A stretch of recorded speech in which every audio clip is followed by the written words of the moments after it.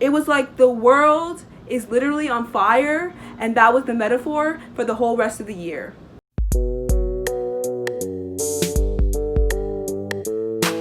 Hello, YouTube. Welcome back to my channel. 2020. What an incredibly crazy year. And I'm here to talk about all of it.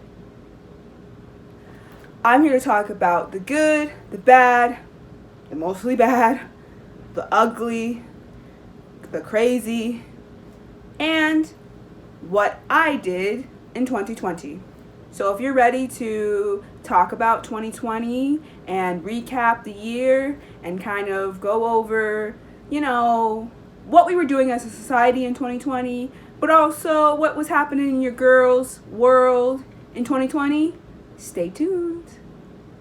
Also, I'm very sorry in advance if the lighting is not that good, nor if the sound is not that good. It's the middle of December, almost over December, or the New Year's in a week. And so I have the heat on, and it's cold over here in Virginia. It's only 28 degrees. And so the heat is on. So if you can't hear me very well, I'm very sorry in advance. Anyways, let's get started. So yes, 2020 has been a big pile of mess. That's all I can say. 2020 has just been crazy. Between wildfires in Australia, almost starting World War, Kobe and Gigi Bryant's deaths, and COVID-19, the world has just been through some craziness this year. And we're in December of 2020, almost 2021, and the craziness just never stops. But here's a recap of the past 12 months. So starting in January of 2020, I was losing my job. I found out I was losing my job a couple of weeks before the holidays of 2019. And if you don't know, I was working at a grocery store called Earth Fare. I've done a video on this, so you can check that video out. I will link it in the description. But basically, I was working at this place called Earth Fare. It's a grocery store, kind of like Whole Foods, kind of like Trader Joe's. And basically, we were not getting the demographic or the clientele that we needed to. We were not getting enough of them, and I guess we're not making enough money, so they decided to close us down. And we were the Northern Virginia area one, and we just couldn't make ends meet. So we had to close down. So I lost my job in the beginning of January, and let me tell you, I have so much love and grace and everything for retail workers, because working at a grocery store taught me a lot. It taught me that I am not cut out for it, but also it taught me that customers can be rude. And that's something I need to say right here, right now. Customers need to stop being rude to grocery store employees, people who work at like Walmarts and Targets, people who work at malls, people who work at retail stores. Don't be mean to the employees there, because we are out trying to do our job because we need to make money. And it's not our fault that you decided to come to the store last minute to get your groceries for holiday meals. Just because you decided to go there late and didn't decide to go there early isn't our fault. So don't get mad when there's long lines and you are rushing. It is not our fault. So don't be mean to us. But last year in December and the beginning of January, when I was still working at Earth Fare, I was going crazy. My anxiety was on level 100. I was depressed. I was irritated. And it was the combination of the fact that it was the holidays mixed with the fact that our store was going out of business, and so we were having a lot of sales. And so the lines that we had, the disrespect, the people who just didn't care that we were closing and that we were actually human beings who were working these crazy hours because we were closing and had to get rid of all the merchandise in our whole entire store, they didn't care. They said, we don't care. So they were just rude, inconsiderate, just not nice people. And I didn't appreciate that. And so I learned early on that I am not cut out for retail work. And I really, really, really, really thank every single person who works at retail jobs, because it is not easy, and it is never easy. Like, it's just not easy. It's not easy to work at those jobs. So I commend you.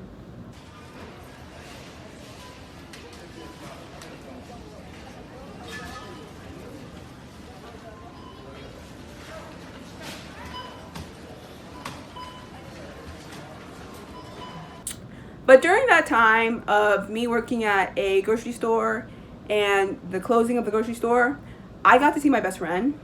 And that was wonderful because she lives in North Carolina and I don't get to see her often. But she had ended up coming up to Northern Virginia to visit family. And so we got to have dinner one night. And it was great to see her. And I'm really glad I got to see her. I haven't seen her all of 2020, which is sad. But hopefully I'll get to see her in 2021. So that's good. But yeah, it was great to see my best friend this year, and so that was wonderful. That was a plus. Vibe ruiner.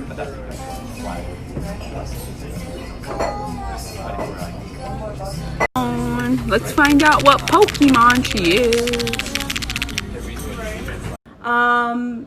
But during all of this, January hits, right?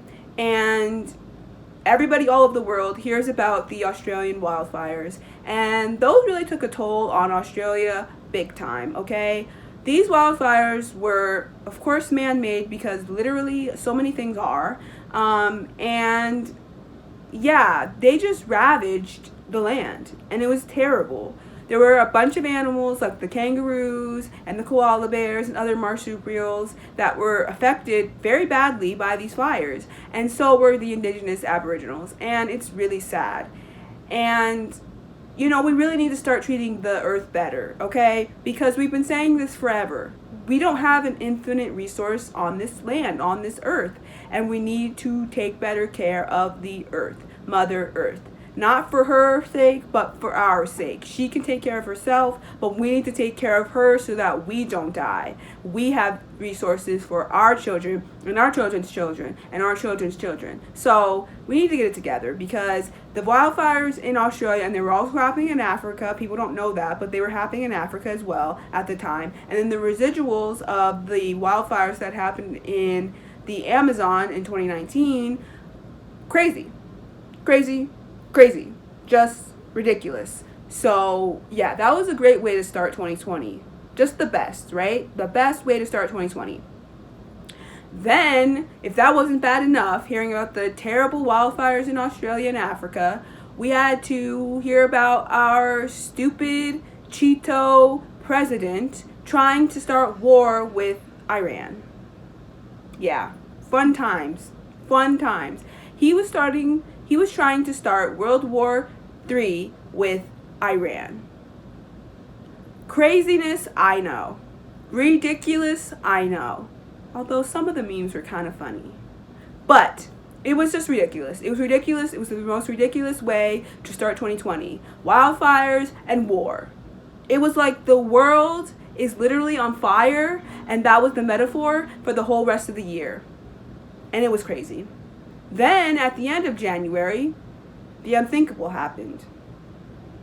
Kobe Bryant and his 13-year-old daughter, Gigi, passed away with 9 other passengers in a helicopter crash on January 26th. Kobe Bryant was 56 years old, Gigi was 13, and it was tragic. And it wasn't just us in the United States who were mourning. It wasn't just people in LA that were mourning. It was the whole entire world. Kobe was really an international person who touched the entire world, and so it was really tragic to hear. Also, it was really extra sad because his 13-year-old daughter passed away as well, and she was kind of like the heir to Kobe. He was teaching her everything he knew, and unfortunately, we didn't really get to see her potential in the basketball world, and it was just extremely sad. And that was just one of many deaths this year due to so many different things that we would hear about and would really strike a chord with all of us. We still feel that death even in December of 2020. Like, Kobe's death will always be just really difficult for so many people. So rest in power still to Kobe and Gigi Bryant and the 9 passengers in the helicopter crash.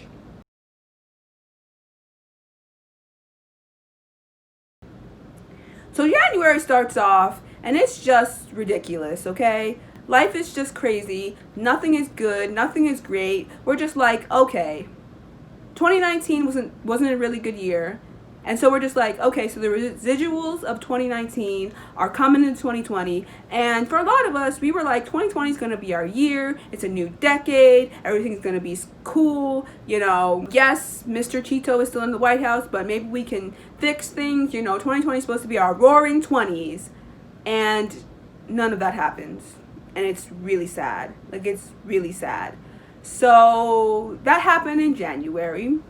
And back to my world, besides losing my job in January, I also got to spend time with my mom at the Patuxent River for a week.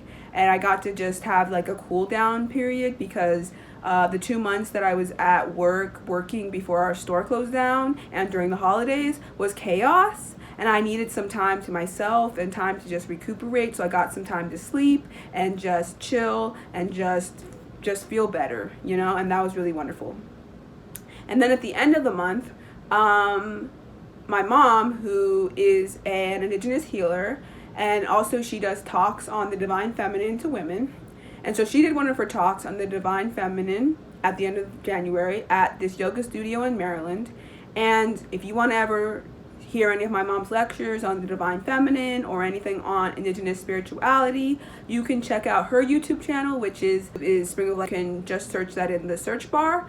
But basically, yeah, I got to go with her to that, and I helped film some of it. So some of it's on her YouTube channel right now. You can go check that out. And yeah, really, really great. Really, really, really great. And so then January ended, February came along. And February, to be honest, was a much better month. A much better month. We all thought that February was going to be our month. We could start over. Everything was going to be great. January is just a fluke. And we could just go on with our year better than ever. And so in February, not much really happened. You know, me, my mom, and some other community members had a meeting with the Patuxent River keeper, and his name is Fred Tupman. He's the only black river keeper in the whole country, and we were having talks with him around things we're going to plan for the year. But unfortunately, those plans got derailed by other things, which we'll talk about later. But yeah, we did that. I hung out with some of my friends, celebrated one of my friends' birthdays, and me and my friend surprised my other friend by going to this like laser tag / mini golf / like Dave and Buster's type like video game place. And that was really fun. And then we went to the melting pot, so that was cool. Hey, for Victor. Happy, happy, happy, happy. Okay, great. Happy people, happy people, happy. Happy, happy, happy. And then another night before we ended up going under lockdown for COVID-19, we ended up going to DC and hanging out, getting our nails done, doing all this. So it was fun. It was a lot of fun. And then at the end of February, my mom was invited to this conference called Taking Nature Black, which is basically this conference about bringing black people back into nature.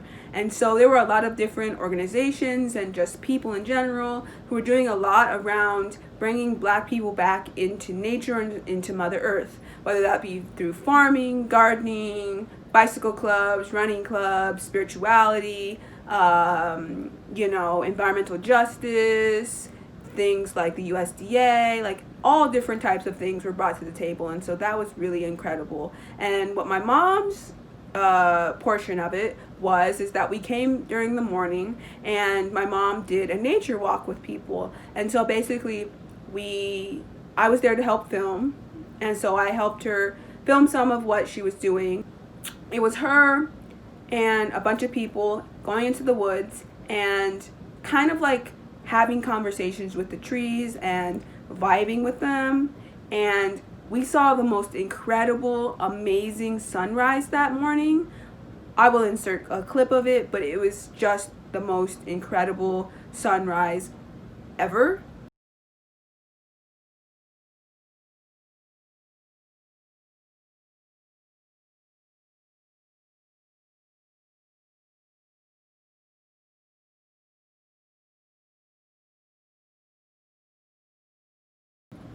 And so that was really beautiful to see. And yeah, we just vibed with the trees and just vibed with nature. And so that was really awesome. And then the rest of the day was kind of just like panels and different discussions on Black people in nature. And it was really, really, really awesome because, you know, there's this myth that Black people don't like to be in nature, which is just BS.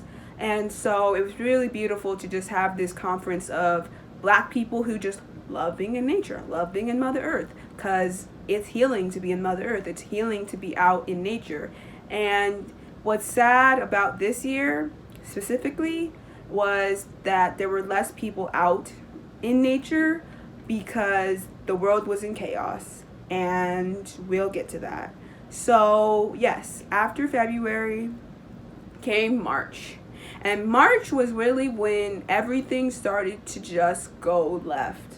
Everything had already started going left back in January, but February was kind of our time where we were like, yeah, February's here, and so it must be going well. It must be a fresh start.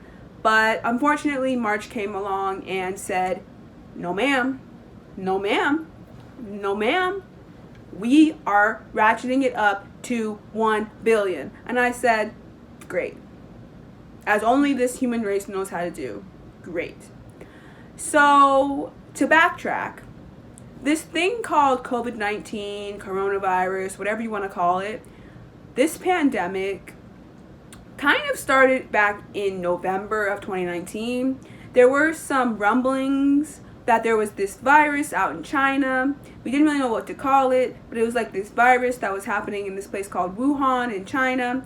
And I'm not going to get into too much of like how the virus started, because all I know is that this virus needs to end ASAP. But basically it started in Wuhan in China around November, and then people started traveling internationally.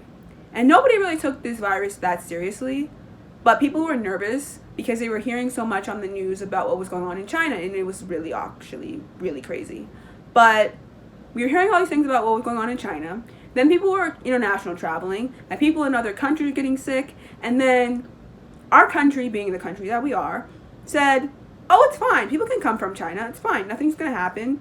And they ended up coming to this country from China, and they started basically in the Pacific Northwest and ruined everything.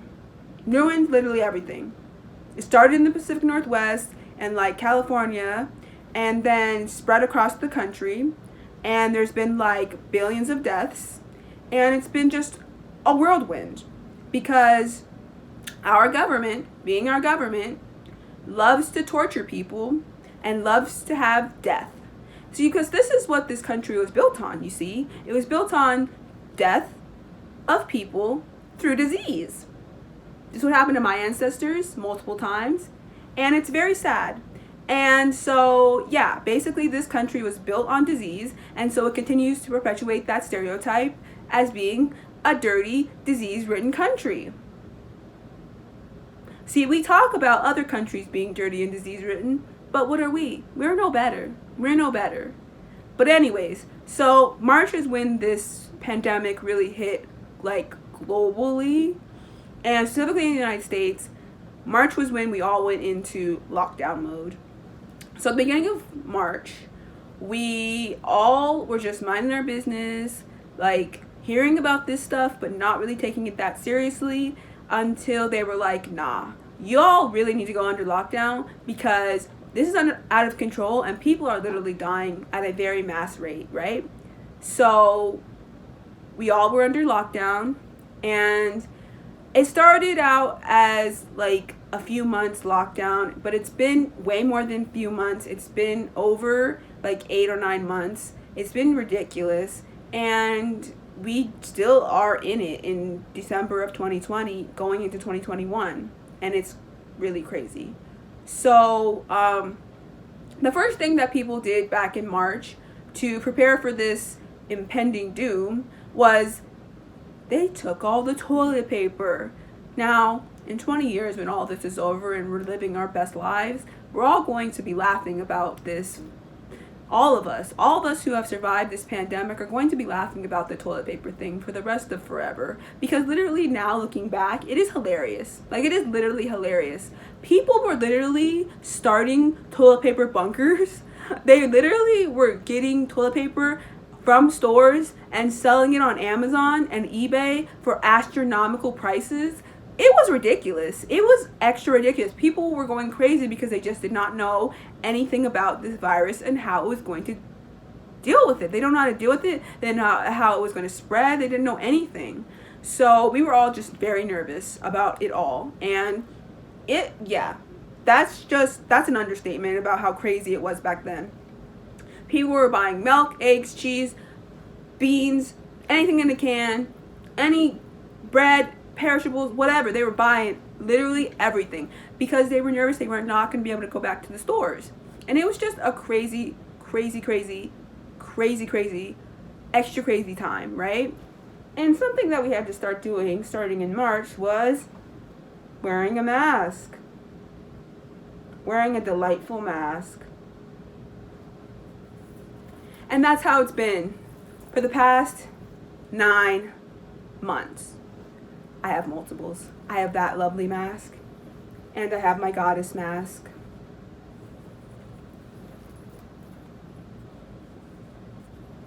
Courtesy of Goddess Living Amongst Men, Cleo Thomas, Mistress of Living. Thank you. Thank you very much. But yes, for the past 9 months, we've had to wear masks everywhere we go, every single place. It's been ridiculous. It really has. And people just were going crazy back in March. They did not know what to do with their lives. They did not know how this was going to pan out. They didn't know nothing. And people were dying left and right. It was pandemonium. So my March started out, my mom was going shopping every 5 minutes with my neighbor, and they were basically buying up the whole entire store, and life was just crazy.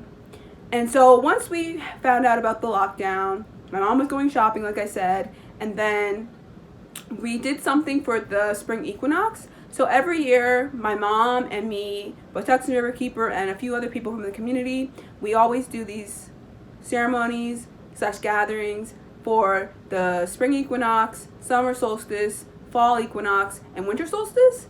And so this year we could not do it in person, which is sad, but we did get to do it virtually. So we did it on Zoom, and basically during that time we all went outside and we kind of like did a piece, we could do an art piece, or we showed off our gardens, or we did a poem or prayer or sang or whatever that we felt was in our hearts to do at that time. And I'll say that it was an okay experience. I won't say it was the best, but we were at the beginning stages of learning Zoom, so we were still learning this process, so we really didn't know what to do very well. But I think it came out okay. If you'd like to watch my portion where I say my poem / prayer, I will put a clip next. Blessed be all those who are here before us, to learn, grow, and sow the seeds of change. Finding community in a sea of unknown, take the knowledge from like spirits and like minds, and resonate with what you hold as true. Holding to find a place, helping to find a voice which is brand new, growing your garden of family, friends, and allies. Let us celebrate what makes us unique, seeking solutions to problems we hold very deep. For the God who brought us here to elevate our mother by singing in communion with our sisters and brothers, knowing this is not the last, but the first of the future, present, and past.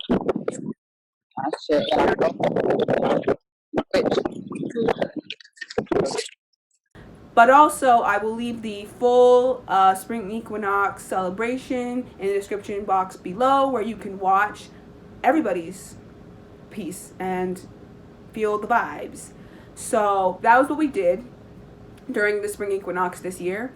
And then me and my mom decided to go back to the Patuxent River, and we were only going to stay there for a week and kind of like just be there for the pandemic and just like be there for a week and just like cool off and be by the river and be by nature and kind of just like be in the vibes of nature. But then we ended up staying there way longer. So I stayed there for 4 months until June, and my mom stayed there a lot longer, and she's actually there now. And yeah, that was a really, really, really amazing time. So March through June, me and my mom were at the Patuxent River together. And basically what we did while we were there is we communed with nature.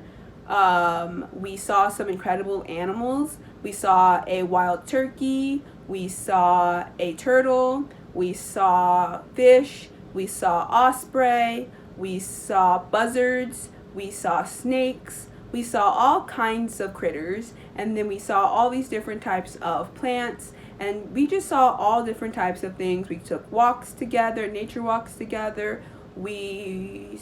I actually got to do something that was really cool. I got to make foragers pesto, just with like foraged things that we found in nature. Yeah, we just did a lot of that, and we just spent time together, and that was really beautiful. And I got to do work for the Patuxent River keeper. I got to do some computer work for him and some odd jobs around the Patuxent River, and so that was really awesome to do. And yeah, it was just cool to be around my mom and just spend time with her and spend time around nature and around the water during that time. And so that was really peaceful and calming time, March through June.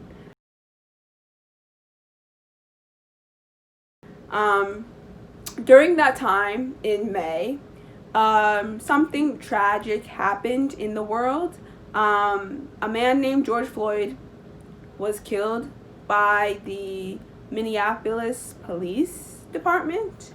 There was a policeman who had his knee on George Floyd's neck for like 10 minutes or something like that. And the video went viral, and it started one of the craziest periods of 2020. We already were going through a pandemic with the coronavirus and everybody being crazy about that and everybody being in quarantine. But bringing up police brutality and the mistreatment of Black people in this country was something that I didn't expect to happen in 2020. Not that I didn't expect it to happen in 2020, because every year we have this conversation about Black Lives Matter and the mistreatment of people of color and Black people. But this year specifically, we had this conversation, and it felt liberating. It was very heartbreaking to experience these things over and over and over again, and the sharing of Black death was really hard for a lot of us, but it was an eye-opener for a lot of people. Between Ahmaud Arbery, which was one of the first like headlining news, national news stories that we were hit with in 2020, and then Breonna Taylor, and then George Floyd, it was a whirlwind.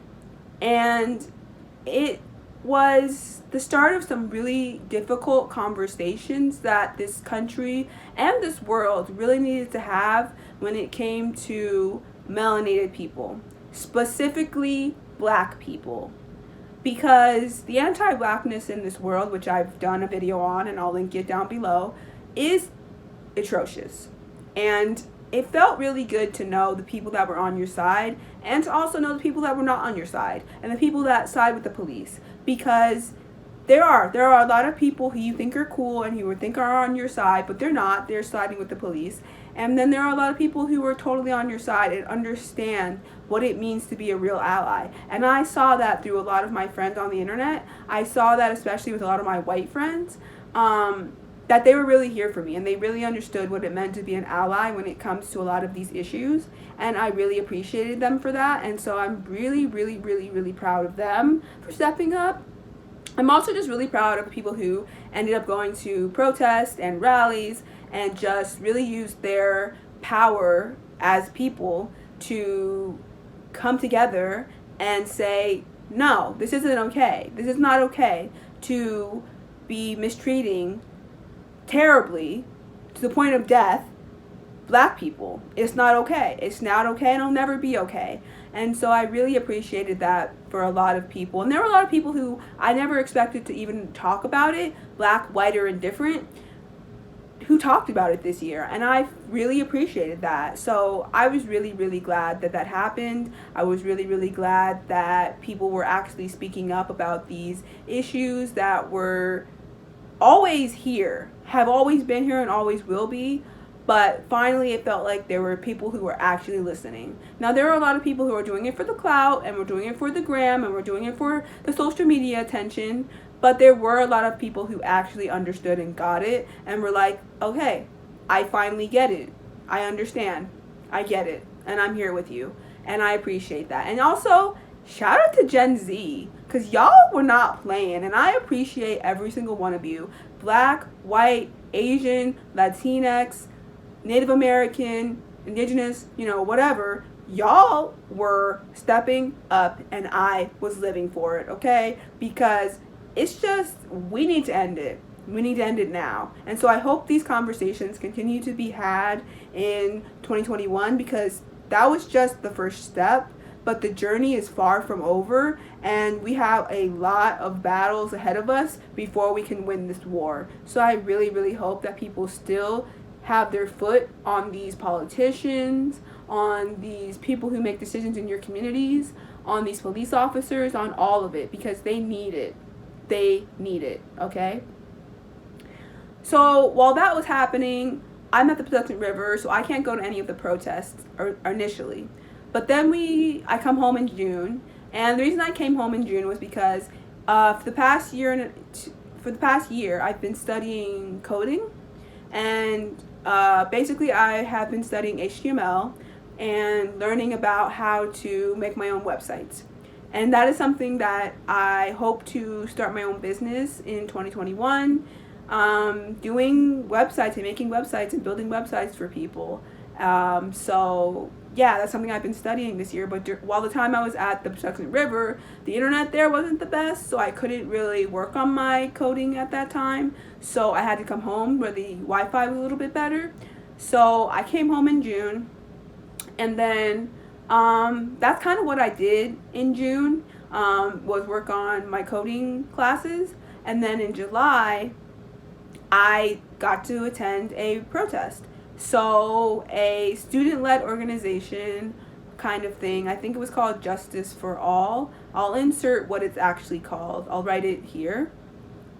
But basically, they wanted me to come, and they wanted me to speak during their rally, during their protest. And so I came and I spoke about being, Black and Indigenous, and about, what all of this means to me, being a Black Indigenous person, and being a resident of Northern Virginia, and being a resident of this area, and being a resident of this earth, and just how it hurts. It hurts. It honestly hurts. And I just tied in and weaved in a lot of different things. I will link a small clip of my speech. But yeah, it was really liberating to be able to speak at that protest and to really just voice my heart, because I had a lot to say. So that was really awesome. And then we did a little march from where we were at the government center, and then we marched a little bit further to where the street was, where there was cars, and we kind of did chants and stuff. So that was a lot of fun, and that was really liberating. And besides that, in July I really didn't do much either. And then September, didn't really do much. And then October was my birthday month. Your girl turns 29. One more year and I'm gonna be 30. Holy moly, time flies.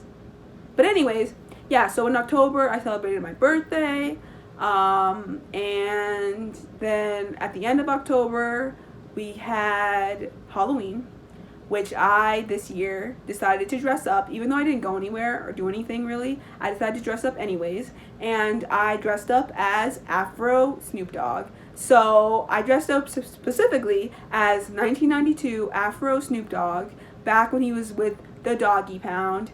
And there's this picture of him on the internet, and he's wearing this blue sweater or sweatshirt, and he's wearing this chain. And so I decided to dress up just like that. And I had a fake blunt and everything, and it was hilarious. But I had a lot of fun dressing up as him, so I'll insert pictures of that. But yeah, that was a lot of fun. That was a whole lot of fun.